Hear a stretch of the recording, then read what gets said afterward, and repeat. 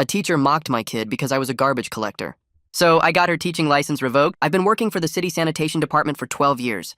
Make $85,000 a year with overtime, full benefits, pension, the whole deal. My son Tommy started 3rd grade this year at the local elementary school. Kid was excited about everything.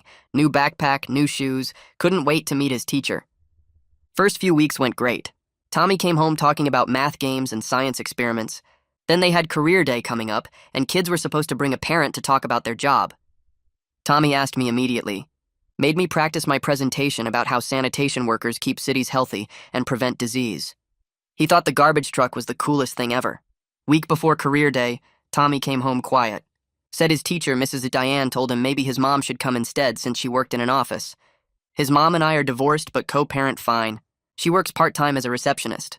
Tommy wanted me there because he loved hearing about the trucks and routes. I told him I'd be there no matter what. The day before career day, I got a call from Mrs. Diane. She said she was concerned about my presentation, asked if I could maybe say I worked in waste management or environmental services instead of saying garbage collector. Said some parents might be uncomfortable. I asked why anyone would be uncomfortable. She said we needed to maintain certain standards and appearances. I said I'd present honestly about my job. She sighed and said she hoped I'd dress appropriately at least. Career day arrived and I wore my work uniform. Clean and pressed, but still my uniform. Tommy was so proud when I walked in. Other parents were there in suits and medical scrubs and business clothes. Mrs. Diane's face when she saw me was pure disgust. She put me last on the presentation list. Every other parent went first. The doctor, the lawyer, the marketing executive, even the stay-at-home mom who talked about managing a household. When it was finally my turn, Mrs. Diane introduced me as Tommy's father who worked in the sanitation field. Not my name, not my actual job title. Tommy corrected her immediately and said his dad was a garbage collector. Mrs. Diane actually told the class that garbage collector wasn't the preferred term. I did my presentation anyway, showed pictures of the trucks, explained how we keep the city clean, talked about recycling. The kids loved it, asked tons of questions about the truck controls and what weird stuff I'd found. Tommy was beaming. Mrs. Diane cut me off after 10 minutes saying we were out of time, even though the lawyer had talked for 20. After that day, things got worse for Tommy. Mrs. Diane started making comments. When Tommy forgot his homework, she said maybe his dad couldn't help him with it anyway. When teaching about community helpers, she said some jobs were more important than others while looking at Tommy. During a lesson on hygiene, she said some people's parents worked dirty jobs, and those kids needed to wash extra careful. Tommy started coming home crying. Other kids began repeating what Mrs. Diane said, calling his dad the trash man, saying he probably smelled bad. Tommy stopped wanting me to pick him up from school. I reached out to Mrs. Diane for a meeting. She said she was too busy but sent an email saying Tommy seemed sensitive lately and maybe he needed counseling. Suggested his home situation might be affecting him. The home situation where his dad was a garbage man. I went to the principal who said Mrs. Diane was a respected teacher with 20 years experience, said kids could be cruel and it probably wasn't about my job. Told me Tommy might be misinterpreting things.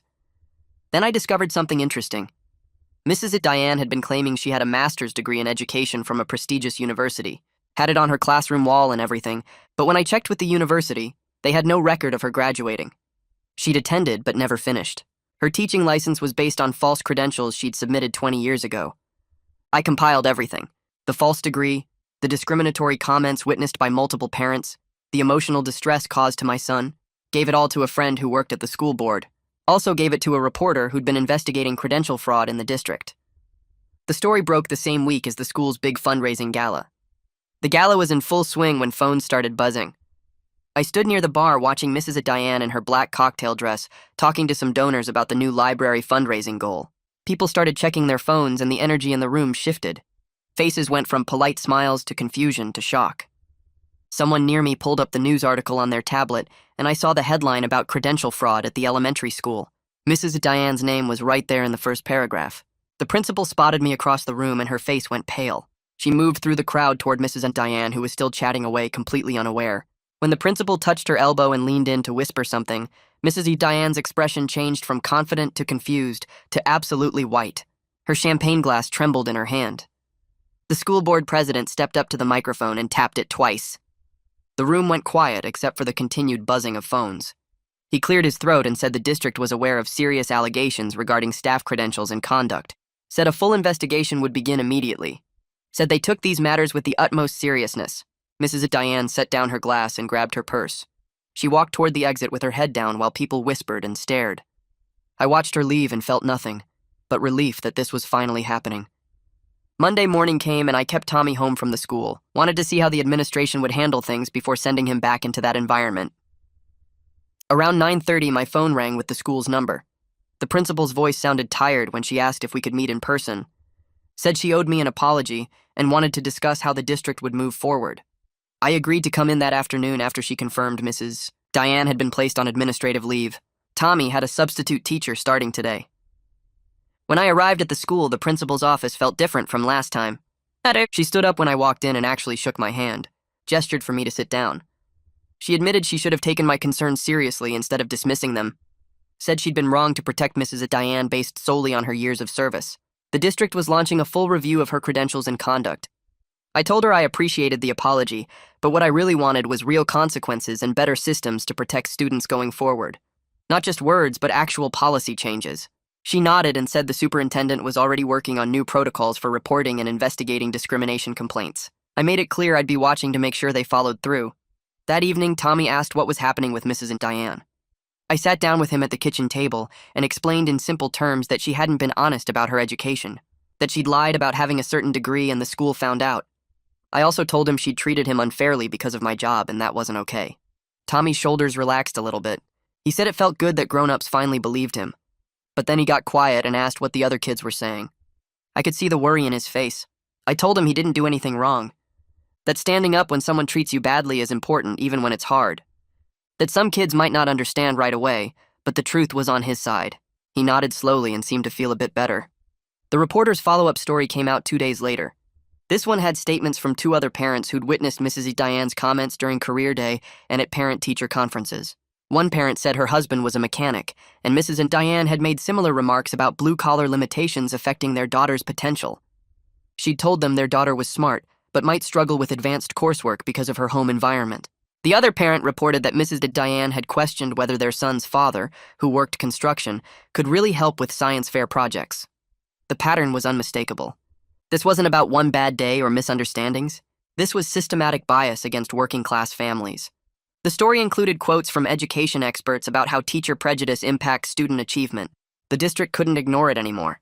The university released an official statement confirming that Mrs. Diane had attended their graduate program 20 years ago, but withdrew after 1 semester. She never completed the coursework or received a master's degree. The district's HR director had to hold a press conference explaining how this wasn't caught during initial hiring. Turns out they'd only verified that she'd been accepted to the program, not that she'd graduated. For 20 years, nobody had double-checked. Now they were reviewing credentials for all staff members. The HR director looked sick during the press conference, said this was an unacceptable failure of their verification systems. Parents were demanding to know how many other teachers might have false credentials. The superintendent announced that 3 administrators in HR were being reassigned pending the investigation. This was bigger than just Mrs. Diane now. Tommy went back to the school on Wednesday with a substitute teacher named Rodriguez. When I picked him up that afternoon, he actually seemed happy. Started talking about how the new teacher had asked each student what their parents did for work. Told the class that every single job matters to make society function. That sanitation workers and doctors and teachers and mechanics all contribute something important. Tommy said it felt weird to talk about my job without feeling embarrassed. Rodriguez had shown genuine interest and asked Tommy questions about the recycling process. For the first time in months, Tommy came home with a positive school story. I could see some of the tension leaving his body. He wasn't hunched over anymore when he talked about his day. Mrs. Diane's lawyer released a statement the next day, called the credential issue an honest mistake from 2 decades ago, said any comments about students had been taken out of context, claimed she'd always treated all children with respect and dignity. The response was immediate and angry. Parents flooded the school's Facebook page and email system demanding her termination, said the evidence was clear and the excuses were insulting. Someone started an online petition calling for her permanent removal that got 1,500 signatures in 2 days. The local news interviewed parents outside the school who said they'd lost trust in the administration. The community wasn't buying the lawyer's spin. Too many people had witnessed her behavior firsthand. The school board scheduled an emergency meeting for the following Monday. I got a call asking me to provide testimony along with the other affected parents. I took the day off work and put on clean jeans and a button-down shirt. The meeting room was packed with parents and press. I sat at the table facing the board members and presented everything calmly.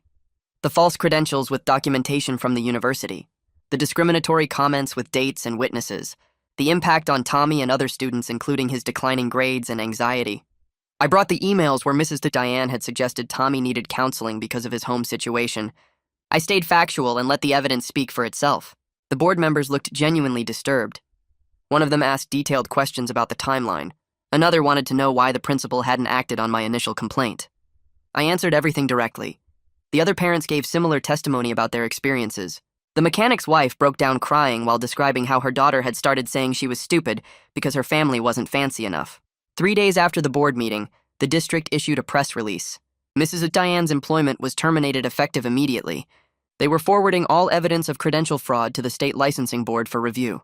The district was also implementing new verification procedures for all teacher credentials and mandatory training on discrimination and bias for all staff. Every employee would go through updated background checks and credential verification within 60 days. They were creating a new position for a diversity and inclusion coordinator. It was more action than I'd expected this fast. The superintendent's statement said the district failed Tommy and other students, that they took full responsibility and were committed to making sure this never happened again. I read the statement twice to make sure it was real. Tommy was in the living room playing with his trucks. I called him over and told him Mrs. Diane wouldn't be his teacher anymore, that she wouldn't be anyone's teacher anymore. He looked at me for a long moment and then hugged me tight. Said he was glad it was over. I told him I was proud of him for being brave through all of this, that things were going to get better now. The next week, Tommy's mother and I scheduled a meeting with Mr. Rodriguez after school to check in on how things were going. We sat in those small plastic chairs at the kid-sized table while Mr. Rodriguez pulled up Tommy's folder. He smiled and said Tommy was doing really well, said he'd been working hard to catch up on assignments he'd struggled with during the previous months. Mr. Rodriguez explained he'd been pairing Tommy with supportive classmates for group work, and the social dynamics were improving every day. Tommy was participating more in class discussions and seemed more comfortable raising his hand. The meeting lasted about 20 minutes and we left feeling relieved. Tommy's mother squeezed my hand in the parking lot and said she was glad we'd fought back. 2 weeks after that, I got a notification on my phone from the local news app. The state licensing board had officially notified Mrs. Diane that her teaching license was revoked for credential fraud and conduct unbecoming of an educator. She had the right to appeal, but the article quoted her lawyer saying she wouldn't be fighting it. Her teaching career was over. I read the article twice to make sure it was real. 20 years of teaching built on a lie, and it all came crashing down because she couldn't treat a kid with basic respect. I showed Tommy the article that evening and explained what it meant. He nodded quietly, and then went back to his homework. He didn't say much, but I could see his shoulders relax a little. The phone calls and emails started coming in over the next few days. Parents from Tommy's class reached out to thank me for speaking up. One mom said her son had also felt uncomfortable with Mrs. Diane's comments, but she didn't realize it was a pattern until everything came out. A dad admitted he should have said something sooner when Mrs. Diane made a snide remark about his job as an electrician during a parent-teacher conference. Another parent said their daughter had been scared to tell them what was happening in class. The support from other families helped Tommy feel less isolated about what happened. He started talking more about school again without that worried look on his face. The principal called me in for another meeting a month later. She'd implemented a new system where students could report concerns about teacher behavior anonymously through an online form. There was now a dedicated counselor whose job was to follow up on every single complaint within 48 hours. She asked if I would serve on a parent advisory committee for school climate and inclusion, said they needed parents who weren't afraid to speak up when something was wrong. I agreed because I wanted to help make sure this didn't happen to other kids. The first meeting was scheduled for the following month, and I marked it on my calendar. Tommy slowly started talking about my job with pride again, though he was more cautious about it than before. One afternoon, he came home and told me a classmate had asked what I did for work. Tommy said he'd answered that his dad was a sanitation worker, and it was actually really important. Defensive but honest. I could see he was rebuilding his confidence, but the experience had left marks. He didn't volunteer information about my job the way he used to. Didn't bring it up unless someone asked directly. But at least he wasn't ashamed anymore. I heard through the parent network that Mrs. Diane tried to get a job at a private school in the next county. Apparently word had spread fast in the education community, and they rejected her application once they checked her references. The reporter who broke the original story did a follow-up piece about how credential fraud has consequences beyond just losing one job. How the teaching community takes these violations seriously and shares information. The article mentioned Mrs. Diane by name and detailed how her career was truly finished. No school would hire someone with a revoked license and a public record of discrimination. 3 months after Mrs. Diane's termination, the district reached out about a settlement. They offered to cover the cost of counseling services for Tommy and the other affected kids, plus a formal written apology. It wasn't about money for me, but I appreciated that they were taking responsibility. Tommy had been seeing a counselor every other week who helped him process what happened. The counselor said he was doing well and developing healthy coping strategies. The settlement covered all of his therapy sessions for the rest of the year. I signed the paperwork and filed it away. Mr. Rodriguez got hired as Tommy's permanent teacher for the rest of the year in April. The difference in classroom environment was night and day. Tommy brought home artwork about community helpers, where he'd drawn me on the garbage truck with a big smile on my face. Mr. Rodriguez had written across the top in red marker that Tommy's dad helps keep our city healthy.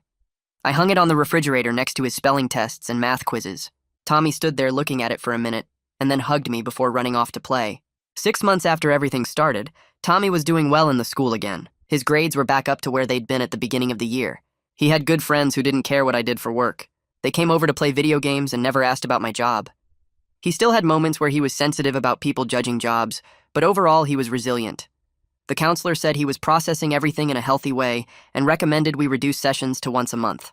I agreed and scheduled the next appointment. The school board invited me to speak at their monthly meeting in late spring about the importance of respecting all professions and teaching kids about the dignity of work. It was nerve-wracking standing up there in front of all those officials and parents. I talked about how sanitation workers and mechanics and construction workers and other blue-collar jobs are essential and deserve respect. How kids learn their values from the adults around them, and teachers have a responsibility to model respect for all honest work. I kept it short and factual. Several board members thanked me afterward and said they appreciated my perspective.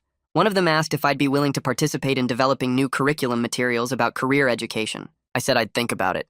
The district rolled out their new training program that summer. Every teacher had to attend a week-long workshop on discrimination and bias before school started in the fall. The principal sent me an email about it with the curriculum attached. They had whole sections on class bias and respecting different family backgrounds. One module was specifically about how teachers' attitudes toward blue-collar work can affect student self-esteem.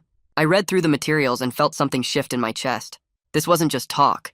They were actually teaching people why what happened to Tommy was wrong. The principal asked me to meet for coffee before the school year started. She told me my case had been a wake-up call for everyone in the district, said she'd been teaching and administering for 20 years and never really thought about how her own biases might show up in the classroom.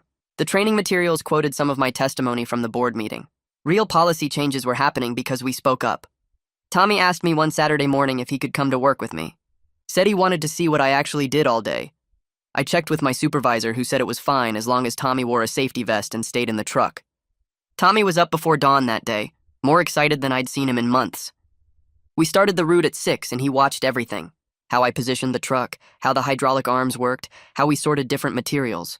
People waved at us from their windows and porches. One guy brought us coffee and thanked us for always being on time.